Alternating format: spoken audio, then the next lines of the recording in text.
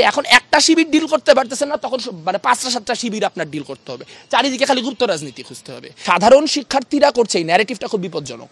অবশ্যই সাধারণ শিক্ষার্থীদের মধ্যে এক ধরনের ট্রমা রয়েছে, সেই ট্রমাটি হচ্ছে যে গেস্ট রুম, গণরুম, র্যাগিংয়ের কালচার ইত্যাদি ইত্যাদি নিয়ে একটা ক্রাইসিস রয়েছে। আর বুদ্ধিশুদ্ধি মনে হয় কম, আমি জানি না গুপ্ত রাজনীতি কিভাবে বন্ধ করা সম্ভব। যে আপনি নিজে বিশ্ববিদ্যালয়ের ছাত্র রাজনীতি করেন, কিন্তু আপনি হলে রাজনীতি হইতে দিবেন না, ফ্যাকাল্টিতে রাজনীতি হইতে দিবেন না, তাহলে আমরা কি সবাই উনাদের মতো যা সচিবালয়ে রাজনীতি করব?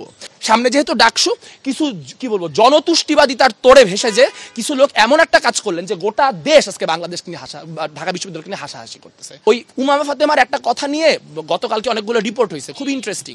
তিনি বলতেছেন যে ছাত্র শিবিরকে হচ্ছে আপনার গুপ্ত কমিটি প্রকাশ করতে হবে আর ছাত্র দলকে প্রকাশিত কমিটি বাতিল করতে হবে। তাহলে আপনি যদি দেখেন প্রকাশিত কমিটি বাতিল হচ্ছে, তাহলে আপনি কেন আপনার গুপ্ত সংগঠন আপনার ব্যক্ত করবেন? এটা ইনসেন্টিভটা কি? বিশ্ববিদ্যালয়ে যারা প্রশাসন হিসেবে চালাচ্ছেন, যারা শিক্ষার্থী হিসেবে বিভিন্ন রকম রাজনৈতিক সংগ্রামের সঙ্গে যুক্ত থাকছেন, যারা ডাকসু নির্বাচন করার চেষ্টা করছেন, পুরো বিশ্ববিদ্যালয়ে সম্ভবত একজন মানুষও নেই যিনি পরিণামদর্শী। কেউই কোনো কিছু চিন্তা ভাবনা করে করছেন না। তারা 17ই জুলাইয়ের চার্টারের কথা বলছেন। তাহলে প্রশ্ন হচ্ছে সেটা গত 1 বছর কই ছিল? কারণ আপনি তো নিজেই বলেছেন যে বিশ্ববিদ্যালয়ে ছাত্র রাজনীতি মানে অ্যালাউড, এবং প্রশাসন বিভিন্ন ছাত্র সংগঠনের সাথে আপনার মিটিংয়ের মধ্য দিয়ে ডাকসুর যে প্রক্রিয়া এবং অন্যান্য যে সকল প্রক্রিয়া সেগুলি রিজলভ করছেন। তার মানে বিশ্ববিদ্যালয়ে ছাত্র রাজনীতি আছে, কিন্তু আপনি যদি ওই চার্টার অনুযায়ী যান তাহলে তো বিশ্ববিদ্যালয়ে ছাত্র রাজনীতি থাকার কথা না। ছাত্র ইউনিয়নের বিশ্ববিদ্যালয় কমিটি অবৈধ হওয়ার কথা, ছাত্রদলের বিশ্ববিদ্যালয় কমিটি অবৈধ হওয়ার কথা, কিন্তু তা কিন্তু হয় নাই। বরং আমরা দেখতে পেয়েছি বৈষম্য বিরোধী ছাত্র আন্দোলন যারা করতেন তারা বের হয়ে এসে বাকছাস নামে একটা ছাত্র সংগঠন খুলে ছাত্র রাজনীতি করছেন। তার মানে বিশ্ববিদ্যালয়ে ছাত্র রাজনীতি আছে। এখন প্রশ্ন হচ্ছে বিশ্ববিদ্যালয়ে যদি ছাত্র রাজনীতি থাকে তাহলে তার একক বা ইউনিট কি হবে? যদি আমি যদি বিশ্ববিদ্যালয়কে একটা জেলা সংসদ ধরি তাহলে তার থানা সংসদ কি হবে? হয় ডিপার্টমেন্ট মানে ফ্যাকাল্টি অথবা হল, এই তো এটাই তো বিশ্ববিদ্যালয়ের প্রাইমারি ইউনিট। তাহলে আপনি বলছেন যে ঢাকা বিশ্ববিদ্যালয়ে ছাত্রদল থাকতে পারবে কিন্তু জগন্নাথ হল ছাত্রদল থাকতে পারবে না, এটা কেমন কথা? তাহলে সে বিশ্ববিদ্যালয়ের রাজনীতিটা করবে কোথায়? কাজে প্রশাসনের তরফ থেকে তারা যে সিদ্ধান্ত নিয়েছেন, এই সিদ্ধান্ত বারবারই যে কাজটা করেন সেটা হচ্ছে কোনো একটা বিপদে পড়েন এবং তখন ওই প্রাথমিক বিপদ থেকে বাঁচার জন্য যা ইচ্ছা তাই একটা করে প্রাথমিক বিপদ থেকে নিষ্কৃতি পাওয়ার চেষ্টা করেন। প্রথম প্রশ্ন হচ্ছে যে গতকালকে আমার ভুল না হলে 600-700 মানুষের একটা মিছিল হয়েছে, আমি কি ঠিক বলছি? বা এরকম রেঞ্জের। ঢাকা বিশ্ববিদ্যালয়ের শিক্ষার্থী কত? 40,000। তাহলে আপনি 600 শিক্ষার্থীর বেসিসে যে বলছেন, আপনি তো অন্য 600 জন শিক্ষার্থীর অধিকার আবার খর্ব করে দিচ্ছেন। তো কালকে যদি ওই 600 জন শিক্ষার্থী মাঠে নামে, তারপরে যদি মনে করেন আপনি অন্য হলগুলিতে একই কাজ করা শুরু করলে অন্য সংগঠন যদি মাঠে নামে, সাধারণ শিক্ষার্থীরা করছে এই ন্যারেটিভটা খুব বিপজ্জনক। অবশ্যই সাধারণ শিক্ষার্থীদের মধ্যে এক ধরনের ট্রমা রয়েছে, সেই ট্রমাটি হচ্ছে যে গেস্ট রুম, গণরুম, র্যাগিংয়ের কালচার ইত্যাদি ইত্যাদি নিয়ে একটা ক্রাইসিস রয়েছে। এবং অতীতে দেখা গিয়েছে যে ছাত্র সংগঠনগুলি, ক্ষমতাসীন ছাত্র সংগঠনগুলি তাদের যে অধিকার সেই অধিকারকে খর্ব করছে। কাজে সেই জায়গা থেকে তাদের একটা কনসার্ন রয়েছে, কিন্তু সেই কনসার্ন তো এর দ্বারা মিটবে না। কারণ গতকালকে যে সিদ্ধান্তটি বিশ্ববিদ্যালয় প্রশাসন গ্রহণ করেছে, আগামীকালকে যদি একজন শিক্ষার্থী যে একটা কোর্টে একটা রিট করে, তাহলে 73 অধ্যাদেশের সাথে সাংঘর্ষিক হওয়ার কারণে এই সিদ্ধান্ত বলবৎ থাকবে না, এই সিদ্ধান্ত অটোমেটিক্যালি বাদ হয়ে যাবে। কাজে তখন আমও যাবে, ছালাও যাবে। বর্তমানেও একটা সুযোগ ছিল যে যেহেতু এখন কোনো ক্ষমতাসীন সংগঠন নাই, এখন যদি আমরা সব সংগঠনকে এক জায়গায় বসে একটা চার্টার বানাইতে পারতাম, হলে কি কি করা যাবে এবং কি কি করা যাবে না তার একটা মেকানিজম তৈরি করতে পারতাম এবং তা কিভাবে নিয়ন্ত্রিত হবে তার একটা রূপরেখা তৈরি করতে পারতাম, তাহলে আমরা একটা রূপান্তরের দিকে যাইতে পারতাম। কিন্তু মাথা ব্যথা হওয়ার সাথে সাথে মাথা কেটে ফেলার যে প্রবণতা গত কিছুদিন ধরে তৈরি হয়েছে, এটা এমন পরিমাণে স্ববিরোধী যে বোঝাই যাচ্ছে যে এইটা আসলে খুবই অপরিণামদর্শী হয়েছে এবং এটা থেকে আসলে কোনো ধরনের রেজলিউশন আসবে না। আর বুদ্ধিশুদ্ধি মনে হয় কম, আমি জানি না গুপ্ত রাজনীতি কিভাবে বন্ধ করা সম্ভব। একটা জিনিস গুপ্ত তো তখনই যখন সেটাকে ডিটেক্ট করা যায় না, তো কোনো কিছু বন্ধ করতে হলে সেটাকে ডিটেক্ট করতে হবে। এখন ডিটেক্ট যে আমি করব, সেই ডিটেক্ট করার জন্য আমার তো সেটাকে প্রকাশ্যে থাকতে হবে, নইলে আমি কি করব? মানে বিশ্ববিদ্যালয় প্রশাসন কি আপনার গোয়েন্দাগিরি করবে এখন, খুঁজে খুঁজে বাইর করবে যে কোন হলে কে আছে, কি সে কোন সংগঠনের সাথে জড়িত? আবার সে যদি সংগঠনের সাথে জড়িতও হয়, সে যে হলে রাজনীতি করতেছে তার প্রমাণ কি? বিশ্ববিদ্যালয়ে তো এখনো রাজনীতি করা জায়েজ। তাহলে মনে করেন আমি জগন্নাথ হলের শিক্ষার্থী, এবার আমি জগন্নাথ হলে ছাত্র রাজনীতি করতেছি কিনা এটা বিশ্ববিদ্যালয় বুঝবে কিভাবে?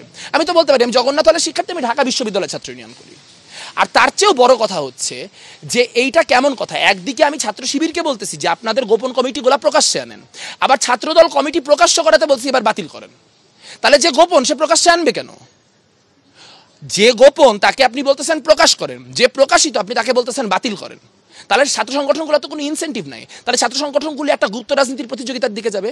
এইটা বিশ্ববিদ্যালয়ের ছাত্র রাজনীতি যে বর্তমান অবস্থা, সেই অবস্থার থেকে আরো ভয়াবহ করে দিবে।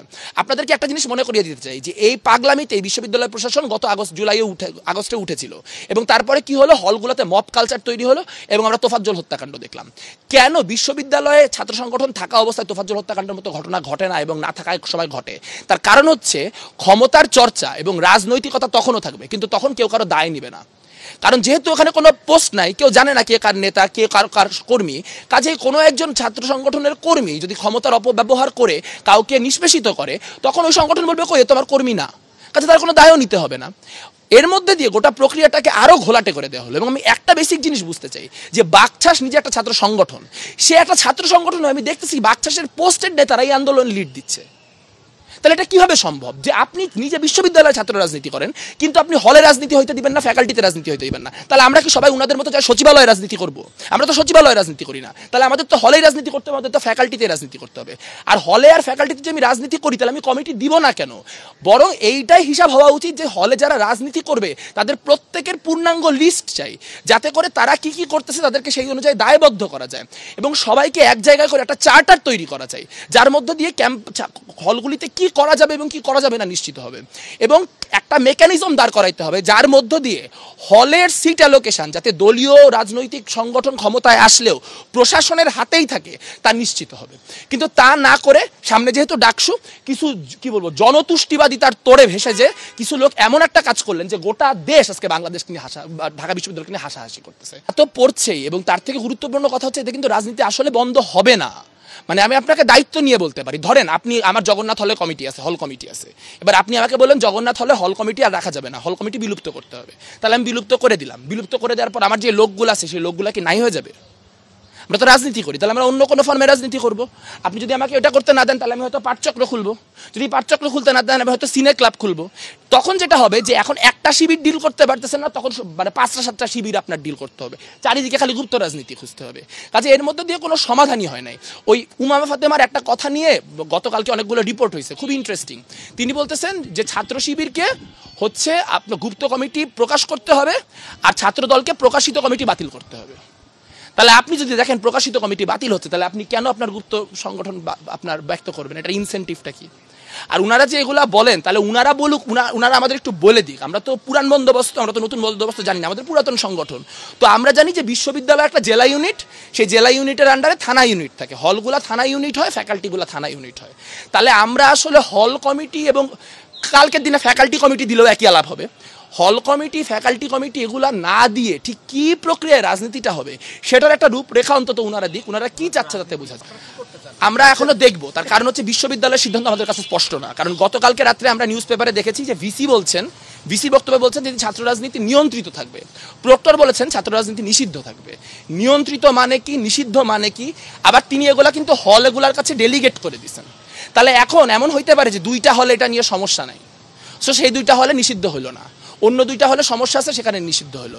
তখন যাদেরটা নিষিদ্ধ হয়েছে তারা যায় বলবে না যে ওই হলে যদি নিষিদ্ধ না হয় তাহলে আমার হলে কেন হবে?